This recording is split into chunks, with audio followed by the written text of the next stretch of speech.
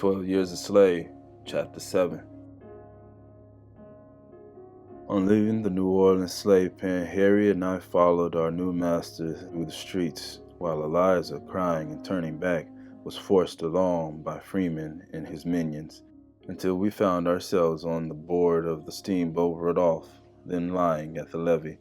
In the course of half an hour we were moving briskly up the Mississippi, bound for some point on Red River. There were quite a number of slaves on board besides ourselves, just purchased in the New Orleans market. I remember a Mr. Kelso, who was said to be a well-known and extensive planter, had in charge a gang of women. Our master's name was William Ford. He resided then in the Great Pine Woods, in the parish of Avoyelles, situated on the right bank of Red River in the heart of Louisiana. He is now a Baptist preacher. Throughout the whole parish of Avoyelles, and especially along both shores of the Bayou Buff, where he is more intimately known, he is accounted by his fellow citizens as a worthy minister of God. In many northern minds, perhaps the idea of a man holding his brother man in servitude in the traffic in human flesh may seem altogether incompatible with their conceptions of a moral or religious life. From descriptions of such men as Birch and Freeman, and others hereinafter mentioned, they are led to despise and execrate the whole class of slaveholders indiscriminately. But I was sometime his slave, and had an opportunity of learning well his character and disposition, and it is but simple justice to him when I say, in my opinion, there never was a more kind, noble, candid, Christian man than William Ford. The influences and associations that had always surrounded him blinded him to the inherent wrong at the bottom of the system of slavery. He never doubted the moral right of one man holding another in subjection. Looking through the same medium with his fathers before him, he saw things in the same light. Brought up under other circumstances and other influences, his notions would undoubtedly have been different. Nevertheless, he was a model master, walking uprightly according to the light of his understanding, and fortunate was the slave who came to his possession. Were all men such as he, slavery would be deprived of more than half its bitterness.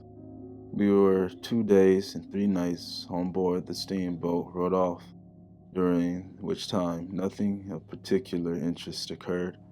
I was now known as Platt, the name given me by Birch, and by which I was designated through the whole period of my servitude.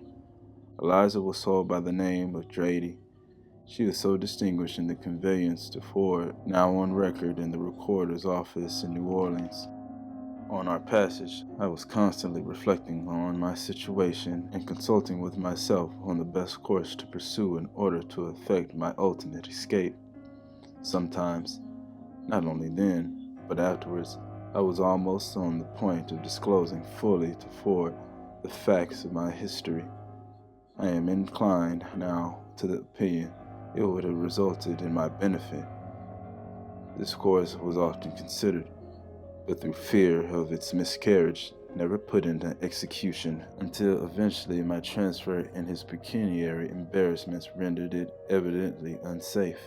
Afterwards, under other masters, unlike William Ford, I knew well enough the slightest knowledge of my real character would consign me at once to the remoter depths of slavery.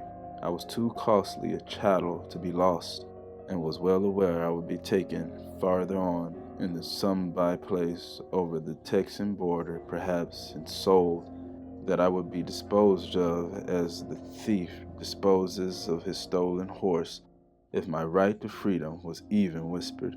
So I resolved to lock the secret closely in my heart, never to utter one word or syllable as to who or what I was, trusting in Providence and my own shrewdness for deliverance. At length we left the steamboat, rode off at a place called Alexandria, several hundred miles from New Orleans. It was a small town on the southern shore of Red River. Having remained there overnight, we entered the morning train of cars and were soon at Bayou Lamoureux, a still smaller place distant 18 miles from Alexandria. At that time, it was the termination of the railroad. Ford's plantation was situated on the Texas Road, 12 miles from Lamoureux, in the Great Pine Woods. This distance, it was announced to us, must be traveled on foot, there being public conveyances no further. Accordingly, we all set out in the company of Ford. It was an excessively hot day. Harry, Eliza, and myself were yet weak, and the bottoms of our feet were very tender from the effects of the smallpox. We proceeded slowly, Ford telling us to take our time and sit down and rest whenever we desired, a privilege that was taken advantage of quite frequently. After leaving Lamoureux and crossing two plantations, one belonging to Mr. Carnell, the other to a Mr. Flint, we reached the Pine Woods, a wilderness that stretches to the Sabine River. The whole country about Red River is low and marshy. The Pine Woods, as they are called, is comparatively upland with frequent small intervals, however, running through them. This upland is covered with numerous trees, the white oak, the chinkapin, resembling chestnut, but principally the yellow pine. They are of great size, running up 60 feet and perfectly straight. The woods were full of cattle, very shy and wild, dashing away in herds with a loud snuff at our approach. Some of them were marked or branded, the rest appeared to be in their wild and untamed state. They are much smaller than northern breeds, and the peculiarity about them that most attracted my attention was their horns. They stand out from the sides of the head precisely straight, like two iron spikes. At noon we reached a clear piece of ground containing 3 or 4 acres. Upon it was a small, unpainted wooden house, a corn crib, or, as we would say, a barn, and a log kitchen standing about a rod from the house. It was the summer residence of Mr. Martin.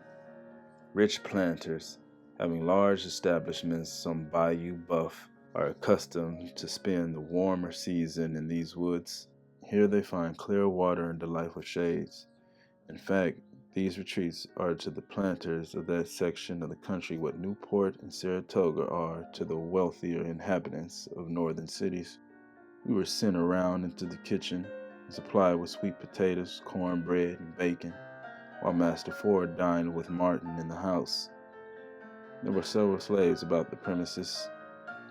Martin came out and took a look at us, asking Ford the price of each, if we were green hands, and so forth, and making inquiries in relation to the slave market generally. After a long rest, we set forth again, following the Texas road, which had the appearance of being very rarely traveled. For 5 miles we passed through continuous woods without observing a single habitation. At length, just as the sun was sinking in the west, we entered another opening containing some 12 or 15 acres. In this opening stood a house much larger than Mr. Martin's. It was 2 stories high, with a piazza in front. In the rear of it was also a log kitchen, poultry house, corn cribs, and several Negro cabins. Near the house was a peach orchard and gardens of orange and pomegranate trees. The space was entirely surrounded by woods and covered with a carpet of rich, rank verdure. It was a quiet, lonely, pleasant place, literally a green spot in the wilderness.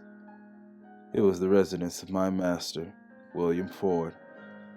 As we approached, a yellow girl, her name was Rose, was standing on the piazza.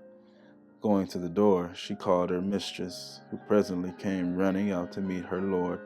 She kissed him, and laughingly demanded if he had bought those niggers. Ford said he had, and told us to go round to Sally's cabin and rest ourselves. Turning the corner of the house, we discovered Sally washing her 2 baby children near her, rolling in the grass. They jumped up and toddled towards us, looking at us a moment like a brace of rabbits, then ran back to their mother as if afraid of us. Sally conducted us into the cabin, told us to lay down our bundles and be seated, for she was sure that we were tired. Just then John, The cook, a boy some 16 years of age, and blacker than any crow, came running in, looked steadily in our faces, then turning round without saying as much as "How do you do?" ran back to the kitchen, laughing loudly as if our coming was a great joke indeed. Much wearied with our walk, as soon as it was dark, Harry and I wrapped our blankets round us and lay down upon the cabin floor. My thoughts, as usual, wandered back to my wife and children. The consciousness of my real situation, the hopelessness of any effort to escape through the wide forests of avoyelles, pressed heavily upon me, yet my heart was at home in Saratoga. I was awakened early in the morning by the voice of Master Ford calling Rose. She hastened into the house to dress the children, Sally to the field to milk the cows, while John was busy in the kitchen preparing breakfast. In the meantime, Harry and I were strolling about the yard, looking at our new quarters. Just after breakfast, a colored man, driving 3 yoke of oxen attached to a wagon load of lumber, drove into the opening. He was a slave of Ford's named Walton, the husband of Rose. By the way, Rose was a native of Washington and had been brought from thence 5 years before. She had never seen Eliza, but she had heard of Barry, and they knew the same streets and the same people, either personally or by reputation. They became fast friends immediately and talked a great deal together of old times and the friends they had left behind. Ford was at that time a wealthy man. Besides his seat in the pine woods, he owned a large lumbering establishment on Indian Creek, 4 miles distant, and also, in his wife's right, an extensive plantation and many slaves on Bayou Buff. Walton had come with his load of lumber from the mills on Indian Creek. Ford directed us to return with him, saying he would follow us as soon as possible.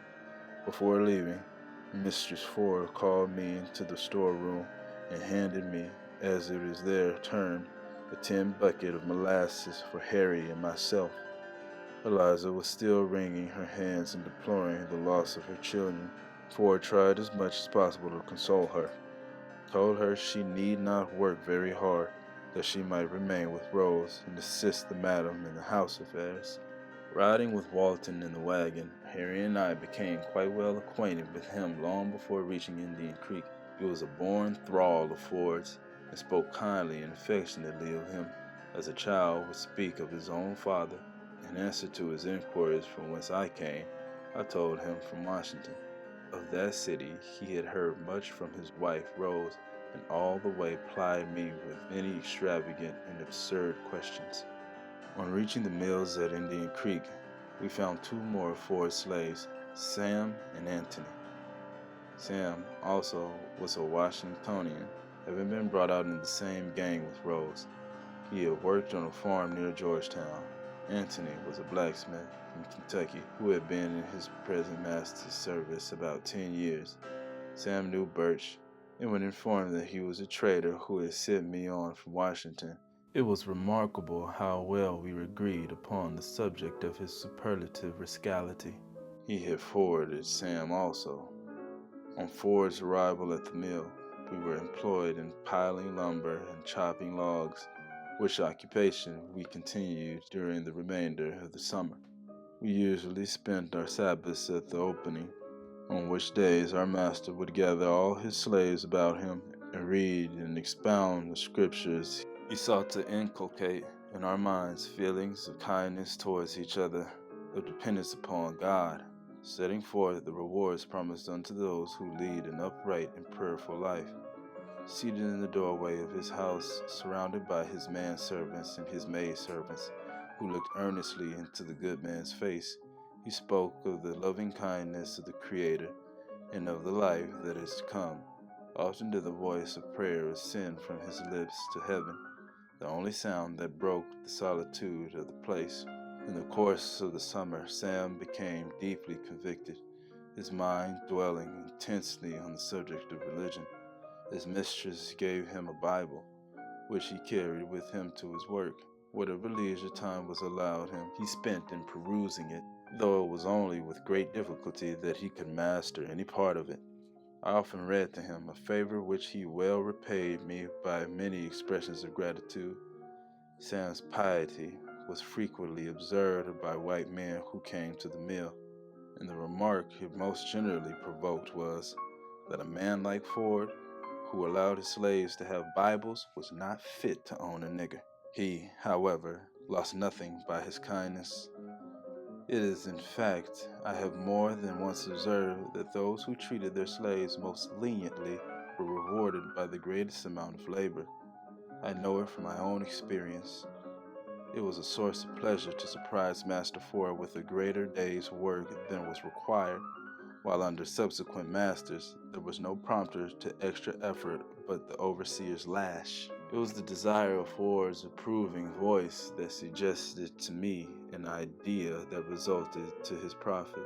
The lumber we were manufacturing was contracted to be delivered at Lamoury. It had hitherto been transported by land and was an important item of expense.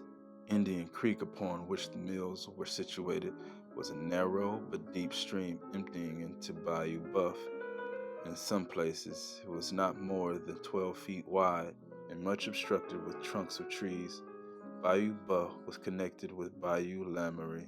I ascertained the distance from the mills to the point on the latter bayou where our lumber was to be delivered was but a few miles or less by land than by water, provided the creek could be made navigable for rafts. It occurred to me that the expense of transportation would be materially diminished. Adam Taydem, a little white man who had been a soldier in Florida and had strolled into that distant region, was foreman and superintendent of the mills. He scouted the idea, but Ford, when I laid it before him, received it favorably and permitted me to try the experiment. Having removed the obstructions, I made up a narrow raft consisting of 12 cribs. At this business, I think I was quite skillful, not having forgotten my experience years before on the Champlain Canal.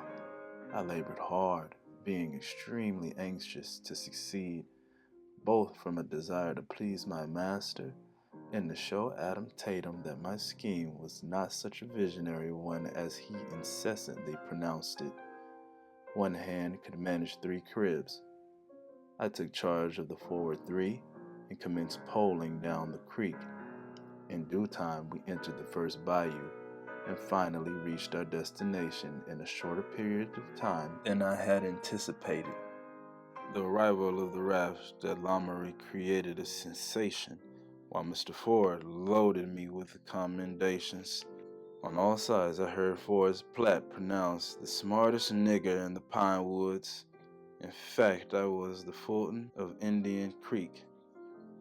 I was not insensible to the praise bestowed upon me, and enjoyed especially my triumph over Taydem, whose half malicious ridicule had stung my pride. From this time, the entire control of bringing the lumber to Lamoury was placed in my hands until the contract was fulfilled. Indian Creek in its whole length flows through a magnificent forest.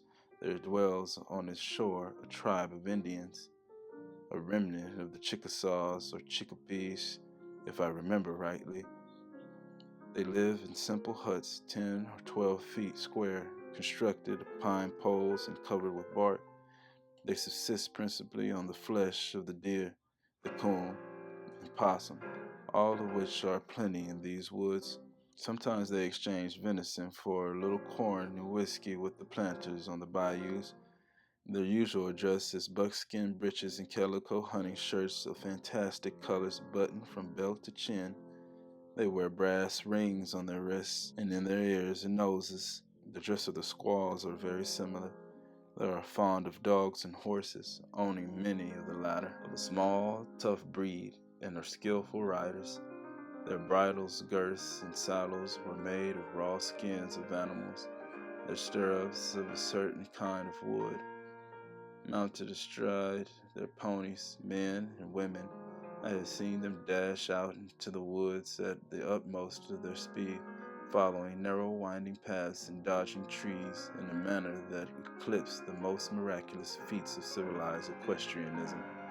circling away in various directions, the forest echoing and re-echoing with their whoops. They would presently return at the same dashing, headlong speed with which they started. Their village was on Indian Creek, known as Indian Castle, but their range extended to the Sabine River. Occasionally, a tribe from Texas would come over on a visit, and then there was indeed a carnival in the great pine woods. Chief of the tribe was Cascalla, second in rank, John Baptiste, his son-in-law, with both of whom, as with many others of the tribe, I became acquainted during my frequent voyages down the creek with rafts. Sam and myself would often visit them when the day's task was done. They were obedient to the chief. The word of Cascalla was their law. They were rude but harmless people, and enjoyed their wild mode of life. They had little fancy for the open country, the cleared lands on the shores of the bayous, but preferred to hide themselves within the shadows of the forest. They worshipped the Great Spirit, loved whiskey, and were happy. On one occasion I was present at a dance when a roving herd from Texas had encamped in their village. The entire carcass of a deer was roasting before a large fire which threw its light a long distance among the trees under which they were assembled.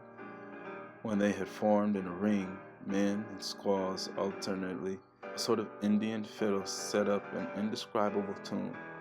It was a continuous, melancholy kind of wavy sound, with the slightest possible variation.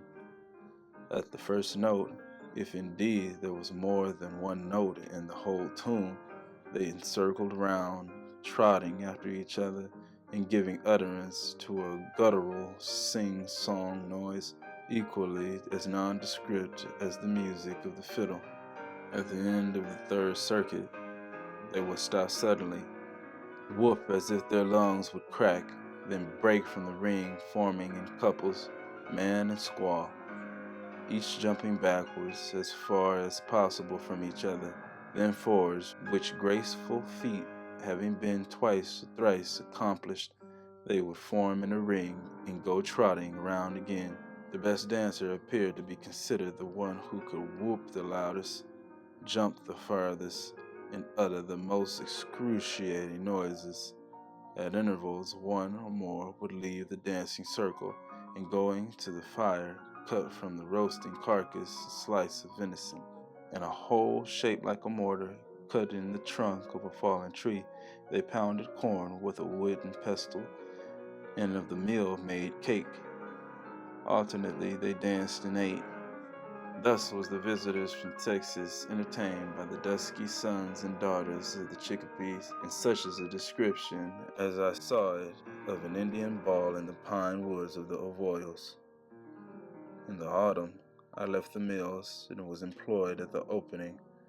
One day the mistress was urging Ford to procure a loom in order that Sally might commence weaving cloth for the winter garments of the slaves.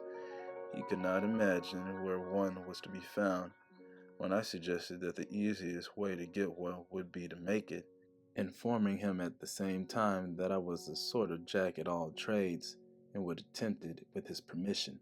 It was granted very readily, and I was allowed to go to a neighboring planter's to inspect one before commencing the undertaking. At length it was finished and pronounced by Sally to be perfect. She could easily weave her task of 14 yards, milk the cows, and have leisure time besides each day. It worked so well, I was continued in the employment of making looms, which were taken down to the plantation on the bayou. At this time, one John M. Tibeats, a carpenter, came to the opening to do some work on Master's house. I was directed to quit the looms and assist him. For 2 weeks I was in his company, planning and matching boards for ceiling, a plastered room being a rare thing in the parish of the Avoyos. John M. Tibeats was the opposite of Ford in all respects. He was a small, crabbed, quick-tempered, spiteful man. He had no fixed residence that I ever heard of, but passed from one plantation to another, wherever he could find employment. He was without standing in the community, not esteemed by white men, nor even respected by slaves. He was ignorant withal and of a revengeful disposition. He left the parish long before I did, and I know not whether he is at present alive or dead. Certain it is, it was a most unlucky day for me that brought us together. During my residence with Master Ford, I had seen only the bright side of slavery. His was no heavy hand crushing us to the earth. He pointed upwards, and with benign and cheering words addressed us as his fellow mortals, accountable like himself to the Maker of us all. I think of him with affection, and had my family been with me, could have borne his gentle servitude without murmuring all my days. But clouds were gathering in the horizon, forerunners of a pitiless storm that was soon to break over me. I was doomed to endure such bitter trials as the poor slave only knows, and to lead no more the comparatively happy life which I had led in the great pine woods.